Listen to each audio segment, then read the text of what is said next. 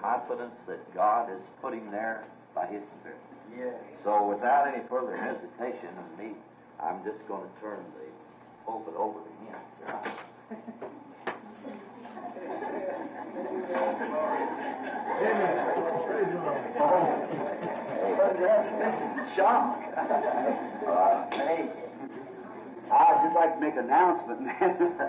C'est toute une surprise. Je crois que je pourrais faire une annonce là. Il y a certains dons qui me viennent à moi. Une idée comme celle-là. Je prends vraiment plaisir à être ici chaque fois. Notre voyage tire maintenant à sa fin. Notre séjour parmi vous. En effet, nous avons une autre série de réunions tout de suite après à Chicago. Et il faut que je ramène ma famille très prochainement en Arizona. Et ils n'ont pas encore eu leurs vacances d'été. Alors je dois aller faire un petit tour avec eux quelque part dans quelques jours. Et alors, je serai probablement absent un jour, un dimanche, et la semaine d'après, je commence à Chicago. Puis, je dois revenir vite, le lundi, pour les amener en Arizona. Or, ça me fait de la peine de venir le dimanche matin, prendre ce temps où tout le monde est frais et dispo. Le dimanche soir, vous êtes toujours fatigué, épuisé, le dimanche soir. Et alors, de remettre le service du dimanche soir à notre pasteur, ce n'est pas vraiment bien. Mais ça me fait de la peine de faire ça. Par contre, le dimanche soir, ce que je ferai, le dimanche soir, quand j'ai un service le dimanche soir, alors je retiens les gens jusque tard. Beaucoup d'entre eux parcourent tout ce trajet depuis le sud et depuis le nord.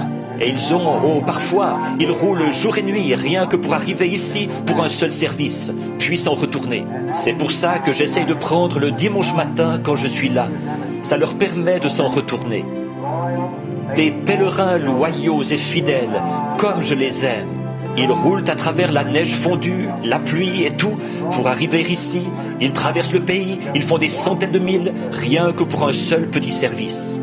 Alors, ça m'amène à éprouver de la reconnaissance envers Dieu et envers ces gens-ci pour leur grand soutien de ce que j'essaie de dire aux gens, de cette vérité. Or, je crois que ceci est la vérité, de tout mon cœur. S'il y avait quoi que ce soit d'autre, que je pensais être mieux, certainement que j'irais d'abord. Je ne demanderai à personne d'aller quelque part sans que moi-même j'y aille d'abord, pour savoir si c'est ce qu'il faut ou pas. Je ne demanderai à personne de faire un pas en Dieu que je n'ai déjà fait moi-même, et dont je ne sache que c'est la vérité. D'abord, il faut que ce soit la parole du Seigneur. Ensuite, je dois faire le pas pour voir si c'est bien ce qu'il faut faire. Puis, si c'est bien ce qu'il faut faire, alors je peux dire « montez par ici ». Voyez-vous, il s'agit d'ouvrir la voie. Et alors, je pense que n'importe quel ministre devrait faire ça. Il devrait d'abord y aller lui-même. Il est censé être un conducteur des gens. Il ne doit pas parler d'une chose à laquelle il ne voudrait pas lui-même mettre la main. Nous devrions y aller, nous, les conducteurs des gens. Ce matin, j'ai eu une expérience très étrange, très bizarre, ici à la chaire. Et c'est arrivé vers la dernière partie du message. Je n'avais pas l'intention de dire ça de cette façon-là, voyez. Mais je suppose que c'est déjà dit, alors maintenant je ne peux plus rien y faire. Mais après, je suis arrivé à la maison. Je me suis mis à étudier ça. On a eu une petite réunion de famille aujourd'hui. Il n'y avait que mon frère et les autres. Maman n'est plus là. Nous avions l'habitude de nous réunir chez elle. Maintenant, nous allons chez Dolores. Nous avons passé des moments agréables là-bas, cet après-midi, à causer.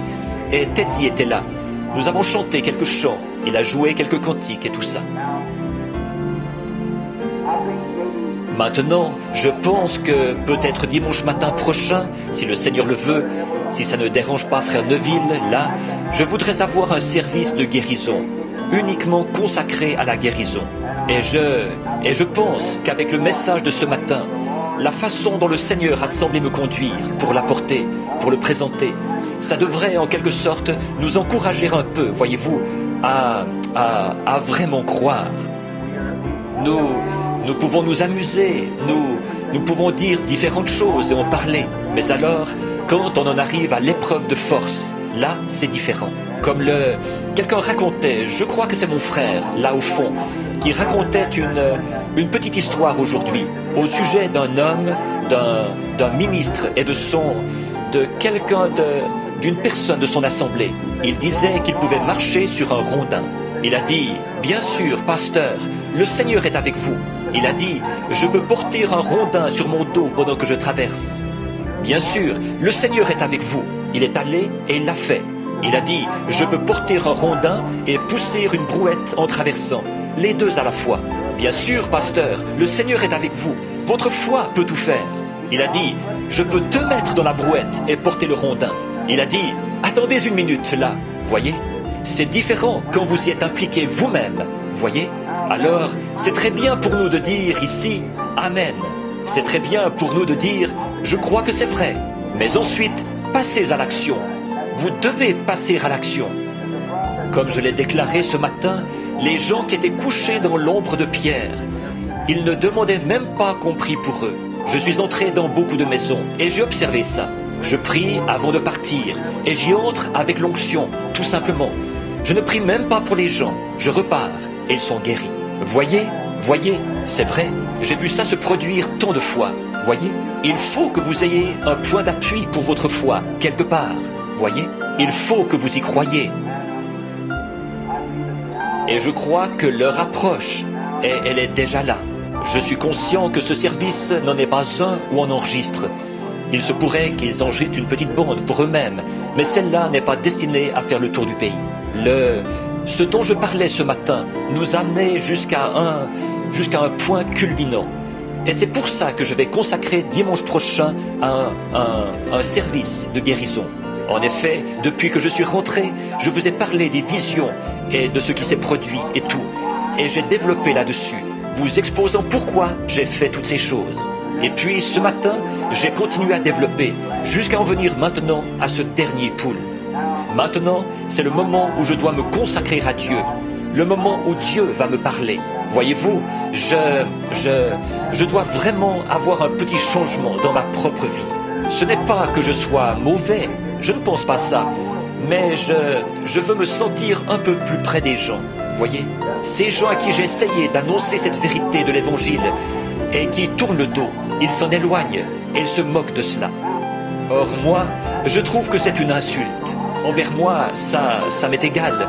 Mais quant aux choses que je dis, qui sont la vérité, pour essayer de leur venir en aide, c'est comme de pousser un bateau au large et de dire « Allez, le voici, traversez. Allez, sortez de ce courant tumultueux. Vous allez mourir. Vous allez périr là-bas. » Et ils se moquent de vous simplement et ils s'éloignent.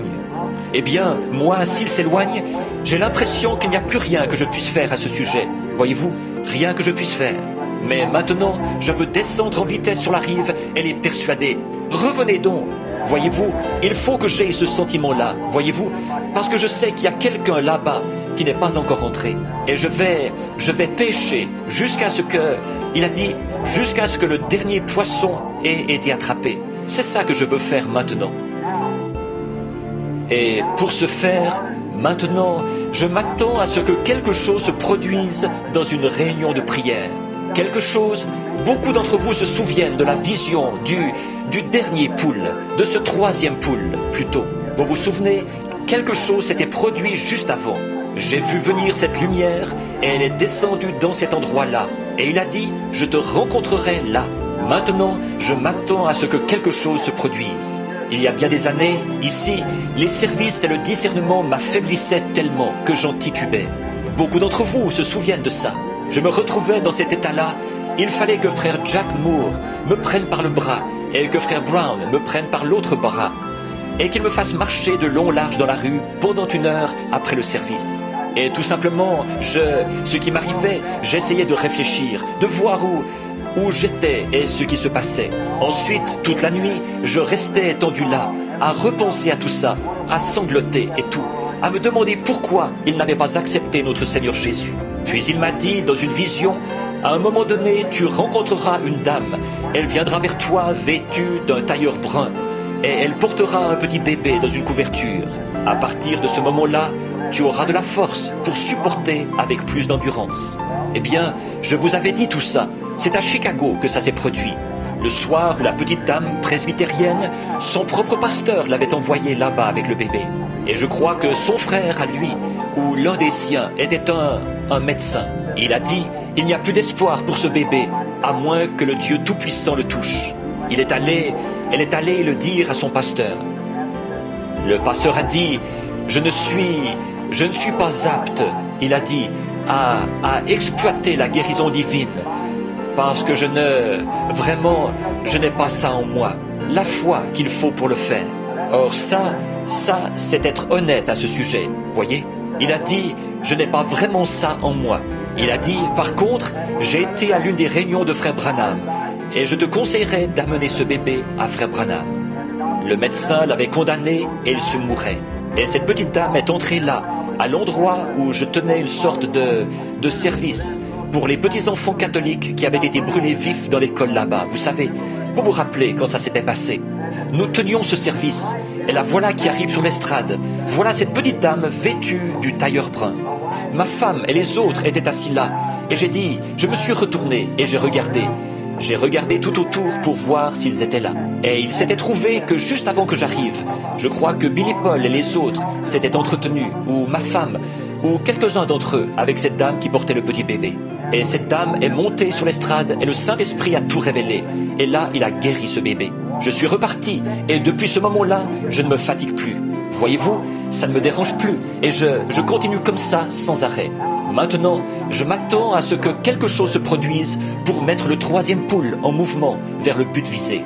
Voyez, et il se pourrait que le service de guérison de dimanche matin prochain peut-être produise ça. Je ne sais pas. Je pense que ce que nous devrions faire, c'est, dites-le aux vôtres, amenez les malades. Maintenant, pour un service de guérison, nous devons nous consacrer aux malades. Amenez vos malades, amenez-les ici de bonne heure dimanche matin prochain, disons vers 8h ou 8h30, et qu'on leur donne une carte de prière au moment où ils entreront, à la porte, ou selon la façon de procéder. Ensuite, nous ferons une ligne de prière, nous prierons pour les malades, et nous verrons bien ce que le Saint-Esprit fera. Je crois qu'il fera des prodiges, si seulement nous croyons en lui, voyez-vous. Mais nous devons croire en lui pour ces choses maintenant, de tout notre cœur. Et je crois que cette grandeur est arrivée, alors que Dieu, comme nous l'avons dit ce matin, nous a montré tant de choses, et nous a amenés jusqu'à jusque-là, à un certain niveau. Tout ce qu'il nous faut faire, c'est de faire l'effort pour arriver de l'autre côté de la petite colline. Et puis, voilà, c'est parti, voyez-vous. Et ça avance, exactement comme ce qui s'était passé dans le domaine du discernement, comme ce qui s'était passé dans le domaine prophétique, de voir ce qu'il en est. J'étais à Calgary, c'était dans la ville reine, à Regina, et Ern Baxter était là, nous étions là tout un groupe. Et le Seigneur m'avait dit, ici même sur l'estrade, il viendra un temps où tu connaîtras même le secret de leur cœur. Et c'est exact. Et je n'y pensais pas de cette manière-là. Ce soir-là, je suis monté sur l'estrade avec Ern, et je me suis mis à prier pour les malades. Et là, un homme est arrivé, et j'ai simplement étalé toute sa vie. C'était la toute première fois que ça se produisait, comme ça, simplement, en un instant, en plein service de guérison. Ensuite, j'ai regardé par-dessus l'auditoire, et voilà que ça s'est mis à descendre sur l'auditoire, et tout ça. Oh, quand nous arriverons de l'autre côté, la moitié de l'histoire n'a même pas encore été racontée. Toutes ces choses, quand on regarde et qu'on voit des choses dans la vie des gens. Je n'en parle pas, je laisse, tout simplement, voyez-vous, à moins que je me sente vraiment poussé à dire quelque chose. Et maintenant, cette prochaine étape, je m'attends à ce que ça soit mis en mouvement de cette manière-là. Voyez-vous, à ce que Dieu, à sa propre façon, en son propre temps souverain, mette la chose en mouvement. Et ce sera une autre chose qui sera de loin supérieure aux deux autres, voyez. Et je m'attends à ce que ça se produise. Alors, je me suis dit que peut-être, si je faisais un petit service de guérison, peut-être dimanche prochain. Ensuite, le dimanche d'après, je serais probablement parti avec les enfants et les autres. En effet, ils vont devoir rentrer pour aller à l'école.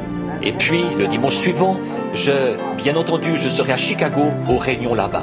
Et puis, je reviendrai le lundi d'après pour repartir le mardi pour l'Arizona, pour que les enfants rentrent à l'école.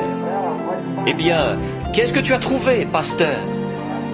Bon, c'est très bien ça. Maintenant, nous voulons savoir ce que c'est. Alors, maintenant, que le Seigneur vous bénisse tous abondamment. Et j'espère vous revoir ici dimanche prochain. Et mercredi soir, écoutez, n'oubliez pas ces petites églises, comme celle de frère Raddle, de frère Jackson, de frère Parnell, et tous ces petits frères qui mènent un dur combat là-bas, voyez-vous. Et ils nous considèrent comme leur église sœur, voyez-vous. Nous sommes un peu comme une petite église mère pour eux. C'est d'ici qu'ils sont nés, qu'ils sont sortis, des pasteurs et ainsi de suite. Et ce jeune homme ici derrière, le frère, je l'ai rencontré l'autre soir là-bas, Allen, le jeune frère Allen. J'espère que frère Collins, ici, fera connaissance avec frère Allen, s'il ne le connaît pas. Ils sont tous les deux ministres méthodistes, et ils ont vu la vérité de la parole. Et l'organisation de l'église méthodiste, il y a un groupe de gens très bien dans l'église méthodiste. N'allez pas penser qu'ils ne le sont pas, ils le sont. Il y a un groupe de gens très bien dans l'église catholique. Il y a un groupe de gens très bien dans l'église presbytérienne. Et dans tous ces endroits-là, ce sont des hommes et des femmes qui attendent de voir briller cette lumière sur leur sentier. Continuez seulement à faire briller la lumière dans l'humilité, la douceur. Rapprochons-nous tous de Dieu en nous humiliant. Voyez, n'oubliez pas ceci, ce tabernacle perdra sa force. Souvenez-vous que cet endroit est la cible sur laquelle Satan a braqué tous les fusils de l'enfer. Il poussera une personne à faire quelque chose qui est contraire à ce que l'autre pense. C'est ça qu'il fait, c'est ça qu'il mijote, c'est son affaire. S'il peut amener quelqu'un à dire quelque chose, quelqu'un à parler de quelqu'un d'autre, à dire « Hé, écoute, est-ce que tu sais ce qu'un tel a fait ?» N'écoutez pas ça, n'écoutez pas ça du tout, c'est le diable. Voyez-vous, c'est Satan. N'allez pas croire ça.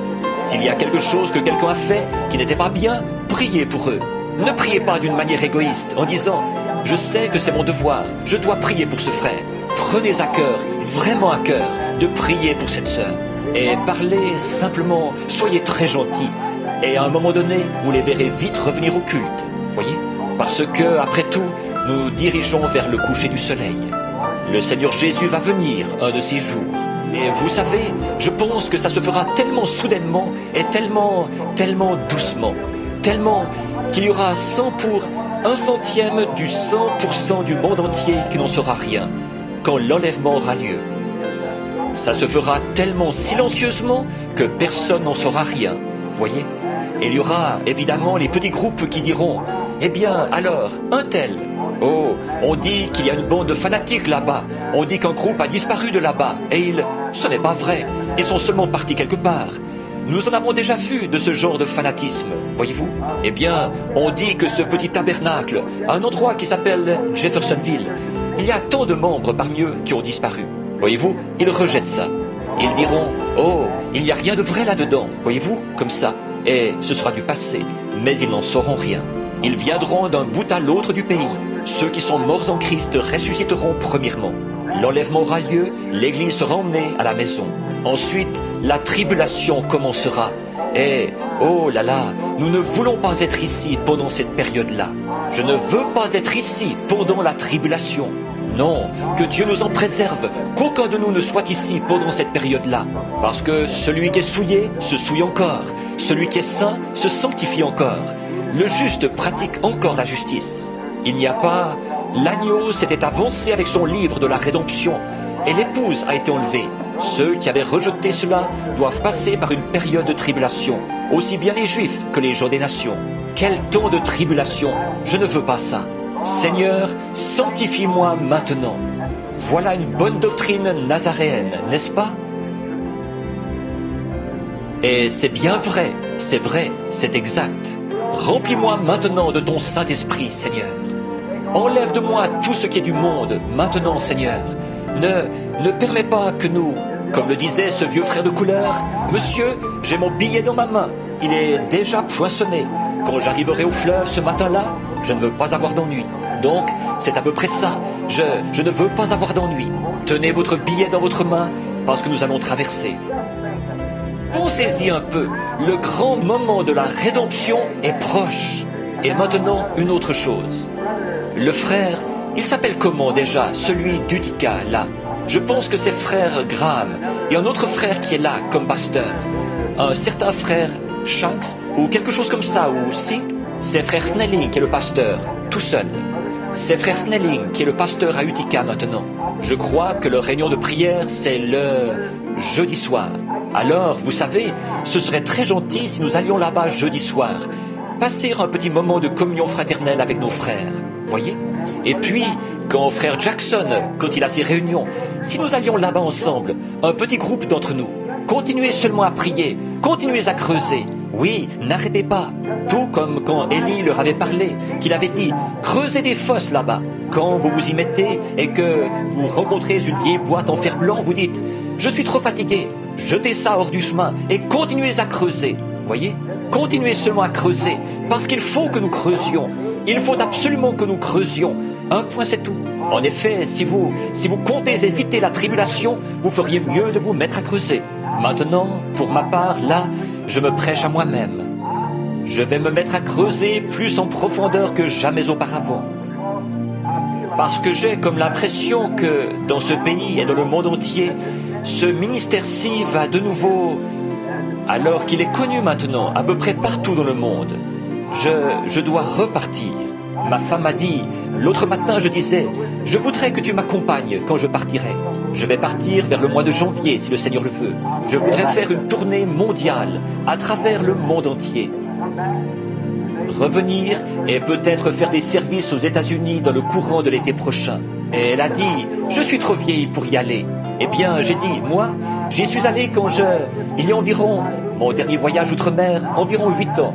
Et j'estime que je suis en meilleure condition maintenant qu'il y a 8 ans. Tu sais, tu vois, maintenant, je m'y connais plus. Ensuite, nous avons abordé ce sujet-ci. Si le Seigneur disait, je vais t'allouer 25 ans, tu ne vas pas t'affaiblir, tu vas pouvoir être actif. Je vais t'allouer 25 ans sur la terre. Est-ce que tu prendrais de la naissance à 25 ans, de 25 à 50 ans, de 50 à 75 ans, ou bien de 75 à 100 ans? Or, tout homme à qui il est alloué du temps sur la terre ferait certainement la chose la plus irréfléchie s'il ne passait pas ce temps-là au service de Dieu. Peu m'importe ce qu'il fait. Maintenant, si vous allez être un bourreau des cœurs, et ainsi de suite, vous feriez mieux de prendre le jeune âge, le premier 25 ans, voyez? Si vous allez être un menuisier, un mécanicien ou quelque chose comme ça, vous feriez mieux de prendre le deuxième 25 ans, voyez? Alors, je me suis mis à réfléchir, et moi alors, je vais prendre quoi? Je prendrai de 75 à 100 ans. Je serai plus intelligent, plus sage, je serai plus stable, je m'y connaîtrai plus dans ce que je fais. Je suis de 8 ou 10 ans plus âgé que la dernière fois que je suis allé outre-mer. Je ne vais pas me précipiter là-bas comme si je tuais des serpents. Je vais m'y connaître plus, voyez-vous. Je sais comment procéder. C'est exactement comme un chien chasseur de ratons laveurs qui se bat avec un raton laveur, voyez-vous. Vous savez comment le maîtriser. Ne vous précipitez pas sur lui, il va vous griffer. Voyez-vous, apprenez ses ruses et observez ce qu'il fait. Et nous en apprenons plus long sur l'ennemi. Donc, nous devons découvrir toutes ses techniques et comment il s'approche et ce qu'il fait. Étudier ses coups de poing. Alors, vous avez la formation qu'il faut pour l'attaquer, voyez-vous. Alors, je crois que maintenant, j'ai dit à ma femme, je crois que je suis en meilleure condition maintenant que quand j'y suis allé quand j'avais 40 ans. Voyez-vous, et j'ai 54 ans. Et je crois que si je suis en vie et que je peux encore me déplacer aussi bien que maintenant, quand j'aurai 100 ans, si Jésus tardait jusque-là, à ce moment-là, je serais en meilleure condition que maintenant pour y aller. Vous voyez? En effet, on s'y connaît plus, on sait plus ce qu'il faut faire et comment s'y prendre, comment conduire l'affaire. Prenons le cas de beaucoup de gens là, quand ils doivent se faire opérer. On dit qu'il y a un nouveau médecin qui a obtenu son diplôme l'autre jour. Il vient de sortir de l'école de médecine. Il n'a pas encore opéré jusqu'ici. Qu'il le fasse. Oh non, vous diriez, rien à faire. Pas ce gars-là. Non, monsieur. Tout de même, jamais de la vie. Je ne veux pas qu'il me touche avec son bistouri. Eh bien, j'aimerais mieux aller là-bas auprès d'un tel. J'ai entendu dire qu'il a pratiqué beaucoup d'opérations. Il sait s'y prendre. C'est ça, voyez-vous, c'est ça qu'il faut. Ça, vous y pensez, mais alors, qu'en est-il de l'âme? Je tiens à ce que ce soit quelqu'un qui sait où il se tient et qui connaît le chemin qu'il a déjà parcouru. Oh oui, que le Seigneur vous bénisse. Très bien, frère Neville, viens maintenant. Que Dieu bénisse frère Neville. N'oubliez pas, là, dimanche prochain.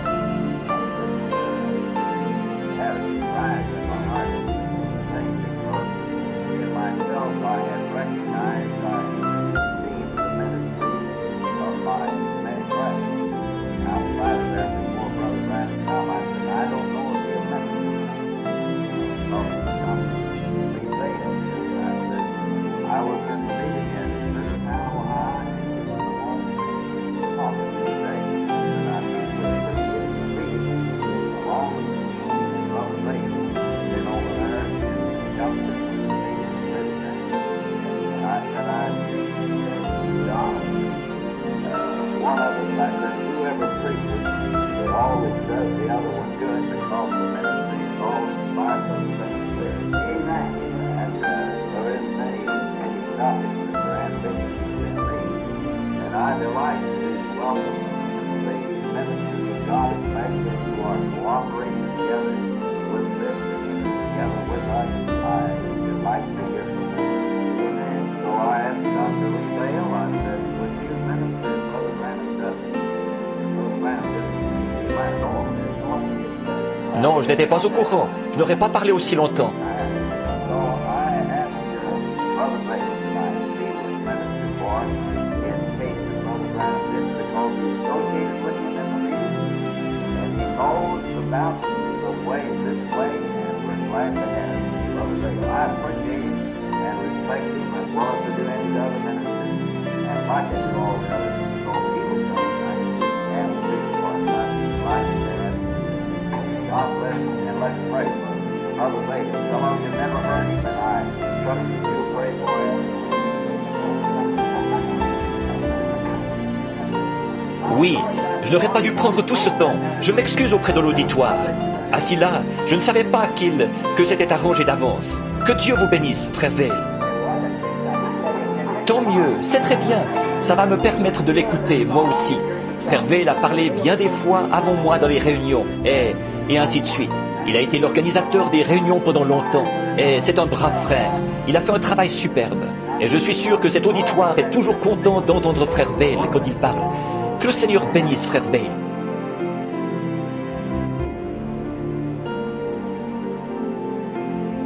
Il a dit tant de choses que je ne pourrais rien ajouter pour améliorer ça. Et je crois vraiment que c'est le Seigneur qui a manœuvré ça pour que frère Veil apporte ce message-là après celui de ce matin. En effet, voyez-vous, il faut que ça fonctionne comme ça. Nous acceptons ça comme venu de Dieu. Là, il a dit tant de choses. J'ai déjà 20 prédications de noter ici, en ce moment, ce qu'il a dit. Il m'est venu à l'idée une petite illustration pour appuyer ce qu'il a dit. Nous regardons cette montre-là pour voir l'heure qu'il est. Si tous les instruments de cette montre n'œuvrent pas en coordination l'un avec l'autre, nous ne saurons jamais quelle est l'heure exacte, pas vrai? De même, il faut que nous tous ensemble, si nous voulons voir le troisième poule vraiment accomplir quelque chose pour Dieu, il faut œuvrer tous ensemble, en coordination, nous humilier devant Dieu et confesser nos fautes et prier et croire en Dieu pour ces choses. Je crois vraiment que ce que frère Veil a dit est la vérité, que Dieu ne mettra jamais son esprit dans un temple malsain, inique, désobéissant. Non, il doit venir en nous par la voie de la purification de nos cœurs, exempts de toute fraude et de toute iniquité, pour que nous soyons purs devant Dieu, pour qu'il puisse faire agir à travers nous son pur Saint-Esprit, pour accomplir ces choses. Je pense que quand vous rentrerez chez vous ce soir, si vous lisez le petit livre de Jude, vous y apprendrez beaucoup de choses sur ce que frère Veil a dit. Et il a dit, je combats pour la foi qui a été transmise aux saints une fois pour toutes. Ils s'en étaient éloignés. Là, des hommes corrompus d'entendement et tout s'étaient introduits et, par leur tromperie, ils les avaient éloignés des vraies choses de Dieu. Et Dieu ne peut agir que dans la mesure où nous le laissons agir. Et il y a tant de choses merveilleuses que vous savez, les gens veulent avoir de la puissance, mais en réalité, ils ne savent pas ce qu'est la puissance. Voyez-vous, ils ne savent pas en réalité ce que ça implique. La façon de monter, c'est de descendre, toujours. Si vous voulez avoir de la puissance, voyez jusqu'où vous pouvez vous humilier. Débarrassez-vous simplement de toutes vos pensées du monde et humiliez-vous devant Dieu. Et alors, vous aurez plus de puissance que l'homme qui court partout dans la salle et qui fait beaucoup de bruit. Voyez-vous, parce que vous aurez été capable d'avoir le dessus sur vous-même et de vous remettre entre les mains de Christ. Vous voyez, de vous humilier devant lui. Voilà la véritable puissance. Montrez-moi une église qui est humble, vraiment humble, sans aucune arrogance. Une église vraiment douce et humble. Et moi, je vous montrerai une église qui a la faveur et la puissance de Dieu en elle. C'est vrai, c'est ça qu'il faut. L'humilité, nous humilier devant Dieu, laisser simplement Dieu agir à travers nous. On n'a pas besoin de faire beaucoup de bruit. Quelquefois, comme ce que racontait le cultivateur, qu'en s'en allant au champ avec son chariot, à chaque chaos, ça faisait un bruit de ferraille et tout. Mais en revenant, il y avait le même chaos, mais ça ne faisait pas de bruit du tout, parce que c'était chargé de bonnes choses. Donc, je pense que c'est à peu près ça. Voyez-vous, il s'agit d'être rempli des bonnes choses de Dieu, pour qu'on puisse voir le fruit de l'Esprit à travers nous. De même, il s'est beaucoup référé à 1 Corinthiens 13, là, où il est dit « Quand je livrerai même mon corps pour être brûlé, et que j'aurai toutes ces choses, si je n'ai pas la charité, cela n'est rien, cela ne me sert de rien. » Voyez-vous, c'est ça que nous voulons faire. Par-dessus tout, c'est de notre âme, à chacun de nous, que nous sommes responsables devant Dieu. Voyez-vous, c'est vous qui allez au ciel. La question n'est pas de savoir si moi j'y vais ou si lui y va. C'est vous qui y allez. Voyez-vous, c'est d'abord vous. Et vous devez rechercher ces choses et être doux devant le Seigneur. Et je l'ai toujours constaté, l'homme qui s'humilie, c'est cet homme-là que Dieu élève. Prenez une personne qui bombe le torse et qui sait tout, à qui vous ne pouvez rien dire, et qui est arrogante, et bien voilà la personne qui n'arrive jamais à rien. Mais prenez cette personne qui s'humilie et qui marche dans la douceur. L'autre jour, je parlais à un homme qui est en train d'organiser une église, qui s'est retiré d'une organisation où il avait été. Eh bien, il s'agit de frère Bosé. Et cette église où ils avaient été, ils avaient eu cette grande église-là pendant longtemps, et le Seigneur bénissait. Et puis, les gens sont venus à vouloir se moderniser comme les autres et s'intégrer à une organisation. À ce moment-là, ça a simplement, ces chrétiens humbles qui étaient là, ils ne voulaient pas de ça. Toute leur vie, ils avaient reçu un enseignement contraire à ça. Alors, ils sont partis.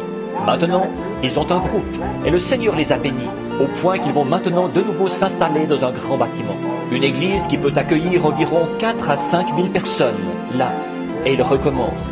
Et ils sont venus me voir, ils disaient, « Frère Branham, nous étions assis là dans le bureau de l'église l'autre jour. » Et ils disaient, l'un des conducteurs, frère Carlson, et les autres, ils disaient, « Qu'est-ce que nous devons faire ?» J'ai dit, « Trouvez un berger, un homme qui n'est réputé dans aucune dénomination, qui est simplement un très bon frère, véritable, doux, humble, qui mène la vie qu'il faut. Dieu s'occupera du reste, voyez-vous. J'ai dit, un bon pasteur qui va simplement nourrir les brebis et être humble et tout. Dieu fera le reste. Si vous, pas un gros je sais tout qui va venir là, qui va mettre ceci en ordre et ceci doit être comme ceci et tout chambarder. J'ai dit, ça ne marchera jamais. Vous venez d'en arriver là. C'est ça. Toutes les pièces dans l'église doivent œuvrer ensemble. Et vous devez continuer à jouer votre rôle pour qu'on puisse voir à quelle heure nous vivons. Nous sommes peut-être plus proches que nous le pensons. Donc, nous aimons Frère Vail, n'est-ce pas? Que le Seigneur vous bénisse, Frère Vail. Merci. Et nous remercions le Seigneur de nous avoir apporté ce grand message ce soir. Et j'ai reçu une note il y a quelques minutes. Une sœur, il y a quelque chose qu'elle voulait raconter, qu'elle a vu en songe.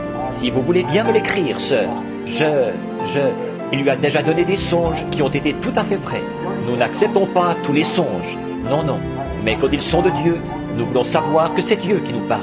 De même, nous ne croyons pas tous les parler en langue. Mais quand une interprétation vient et qu'elle nous annonce quelque chose qui va arriver et que nous le voyons arriver, alors nous remercions le Seigneur pour ça. Voyez, nous voulons faire en sorte que les choses se passent bien, en douceur et dans l'ordre du Seigneur. Donc, souvenez-vous simplement que la pièce que vous êtes, c'est peut-être le ressort principal, ou c'est peut-être une petite aiguille, ou une petite pièce, ou le remontoir, quoi que ce soit, ou peut-être les aiguilles qui sont sur le cadran de l'horloge, qui indiquent l'heure. Mais quoi que ce soit, il faut que tous nous œuvrions ensemble en harmonie avec l'évangile de Jésus-Christ pour accomplir ceci. Pensez un peu à ceci. Si les dons, c'est quelque chose de si glorieux, ce que nous appelons la puissance. Et Paul a dit, quand j'aurai même la foi jusqu'à transporter une montagne, si je n'ai pas la charité, je ne suis rien. Pensez à ça. Et quand nous disons, eh bien, quand j'aurai la science, je voudrais bien connaître la Bible. Quand j'aurai la science de tous les mystères de Dieu, voyez-vous, encore là, quand bien même j'aurai tout ça, si je n'ai pas la charité, je ne suis rien. Voyez-vous, je ne suis encore arrivé à rien. Voyez-vous, l'essentiel, c'est d'aimer Dieu et avec ça, de vous humilier. Maintenant, certainement qu'après toutes ces années passées sur le champ de travail et dans le monde entier, et après avoir vu différents peuples, je devrais en savoir un petit peu au sujet de la porte par laquelle entrer. Alors, si vous voulez arriver quelque part avec Dieu, ne laissez jamais un esprit arrogant venir autour de vous. Ne laissez entrer aucune méchanceté en vous. Peu importe ce que qui que ce soit peut faire, même si cette personne a tort, ne développez jamais un complexe contre elle. Voyez ? Soyez doux et gentils. Souvenez-vous, Dieu vous a aimé alors que vous étiez dans le péché. Et si l'Esprit de Dieu est en vous, vous aimez l'autre personne alors qu'elle est dans l'erreur. Voyez-vous ? Priez simplement pour eux et aimez-vous les uns les autres. Par-dessus tout, aimez Dieu et aimez-vous les uns les autres. Et soyez humbles envers Dieu et les uns envers les autres. Et Dieu nous bénira. Qui sait ce qu'il fera ? D'habitude, quand une église commence à grandir en nombre et à devenir un peu plus grande ou quelque chose comme ça, alors on s'éloigne de ce qui est authentique, de la chose authentique. Savez-vous ce qui a accompli ces choses ? Quand j'en étais à mes débuts et que le Seigneur m'était apparu sur la rivière et qu'il m'avait dit ça, et Frère V, il a vu ça, je crois, dans un journal au Canada, il y a bien des années, quand l'ange du Seigneur était apparu là-bas sur la rivière, ça avait été transmis par la presse associée. Une lumière mystique apparaît au-dessus d'un ministre pendant qu'il baptise. Et savez-vous ce qui a produit ça ? Quand nous faisions des réunions sous la tente, juste de l'autre côté de la rue, sous une tente où pouvaient s'asseoir environ, 2500 personnes, des ministres venaient de partout et ils disaient « Frère, viens ici une minute ». J'étais encore tout jeune, un petit jeune homme quoi. Et ils disaient « Comment fais-tu pour garder ces gens-là d'un même accord ?» Ils s'aiment les uns les autres au point que je n'ai jamais vu des gens qui s'aiment comme ça. C'est le Seigneur, ça. C'est ce sur quoi cette Église a été établie. De l'amour fraternel saint les uns pour les autres. Je les ai même vus se serrer la main les uns les autres au moment de quitter un lieu. Ils pleuraient comme des enfants parce qu'il fallait qu'ils se séparent. Ils s'aimaient tellement les uns les autres. Je pouvais aller en visite chez eux et parfois la Bible était ouverte, tachée de larmes. J'arrivais là le soir et des pères et des mères étaient rassemblés avec leurs petits autour d'eux, par terre, agenouillés là. Des pères et des mères à genoux, à pleurer et à prier. Je restais debout à la porte et j'attendais. Et ils n'arrêtaient pas de prier. Je m'asseyais sur le perron et je me mettais à prier, moi aussi, pendant que je les attendais. Voyez-vous ? Et c'était comme ça. Et ils s'aimaient les uns les autres. Ils s'aimaient les uns les autres. Nous avions l'habitude de nous lever et de chanter ce vieux cantique. Béni soit le lien qui nous unit en Christ, le saint amour, l'amour divin que verse en nous l'Esprit. Si nous devons bientôt quitter ces lieux bénis, nous nous retrouverons là-haut pour toujours réunis. Je dis ceci avec une grande joie dans mon cœur, pour Christ. Beaucoup d'entre eux dorment aux alentours d'ici, dans des tombes marquées ce soir. Ils attendent cette grande résurrection où nous serons de nouveau réunis. Que cet esprit ne quitte jamais ce lieu. Si un jour cela arrive, alors peu m'importe, votre pasteur aura beau être très éloquent, il aura beau apporter très bien la parole de Dieu, l'Esprit de Dieu aura été attristé, il s'en sera allé. Voyez, quand nous pourrons tout partager dans la communion fraternelle, avoir tout en commun et nous aimer les uns les autres, alors Dieu œuvrera avec nous. Alors nous indiquons-leur de sorte que les gens qui viendront, ils diront « Si vous voulez voir une église qui est vraiment humble, une église qui aime vraiment Dieu, allez faire un tour au tabernacle là-bas une fois et observez. Voyez la sollicitude qu'ils ont les uns pour les autres, le respect. Pendant qu'on prêche l'évangile, comme ils sont respectueux, comme tout est en ordre. Oui, alors on pourra regarder et voir à quelle heure nous vivons. Verrez l'Esprit de Dieu se mouvoir parmi nous. Il se fera de grands signes et de grands prodiges et tout. Si toute la chose œuvre ensemble, elle indique l'heure. Mais si elle n'œuvre pas comme ça, alors le temps s'arrête. Elle n'indiquera plus l'heure. Donc, si nous voulons savoir à quelle heure nous vivons, que tout le monde se mette à œuvrer ensemble dans l'Évangile, à s'aimer les uns les autres, à aimer Dieu. Alors les aiguilles elles-mêmes indiqueront l'heure où nous vivons. Le croyez-vous ? Bien sûr. Amen. Que le Seigneur vous bénisse abondamment. N'oubliez pas, là, allez un peu partout cette semaine. Et si vous connaissez des braves gens qui sont malades, qui doivent venir, dites-leur, quand ils viendront, dites, bien-aimé, je voudrais te demander quelque chose. Nous aurons de la prière pour les malades dimanche matin au tabernacle. Et ça fait un certain temps que tu es malade. Maintenant, je voudrais, je veux y aller. J'ai toujours voulu y aller. Maintenant, j'ai entendu un message dimanche soir d'un frère là, comme quoi nous devons confesser nos fautes les uns aux autres et prier les uns pour les autres pour que nous soyons guéris. Jacques 5, 14, 13, 14, 15, vois-tu?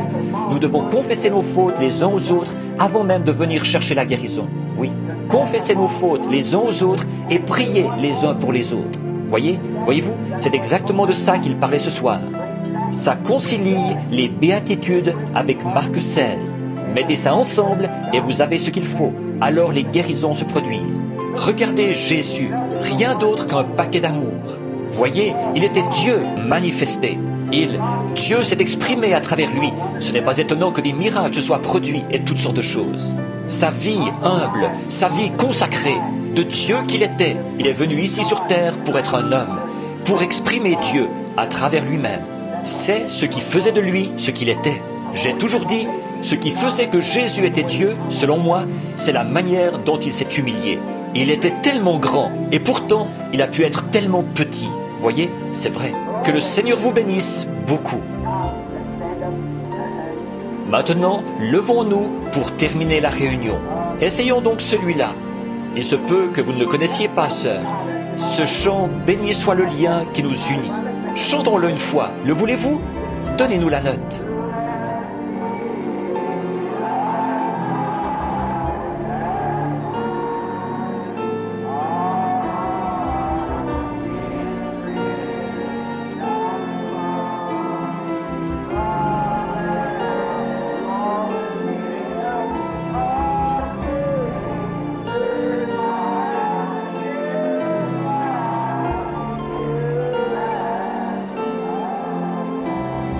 Maintenant, pendant que nous chantons ce dernier couplet, serrons-nous la main les uns les autres, si nous devons bientôt nous quitter. Et disons simplement que Dieu vous bénisse, mon frère, ma sœur. Je suis vraiment content d'être ici avec vous ce soir. Voyez-vous, quelque chose comme ça. Et ensuite, retournez-vous. Maintenant, chantons-le.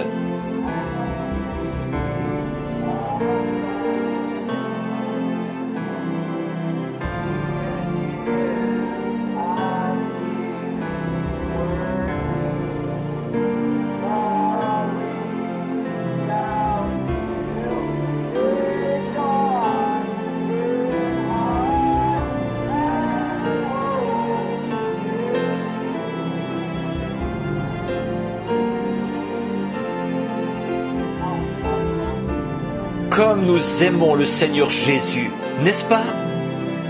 Comme...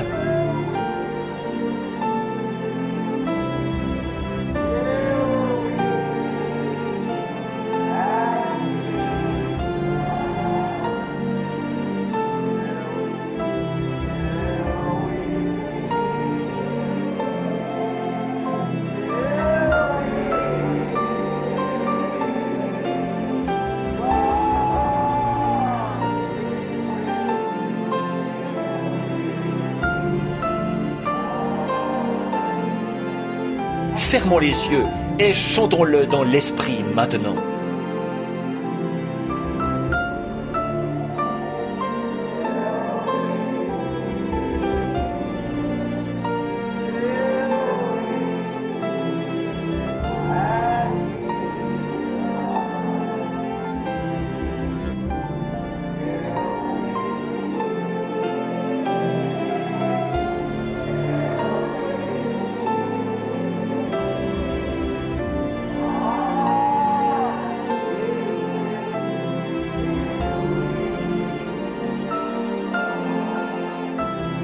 Maintenant, pendant que nous avons la tête inclinée, nous sommes simplement des enfants de Dieu. Fredonnons-le.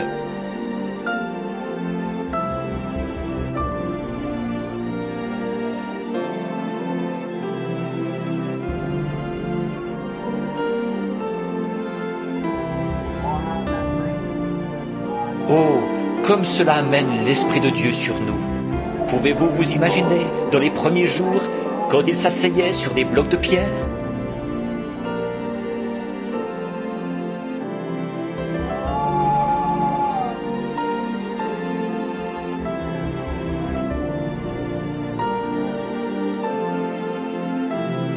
Alors que nous avons la tête inclinée, je vais demander si frère Allen, là au fond, un nouveau frère parmi nous, s'il veut bien terminer la réunion par un mot de prière. Frère Allen.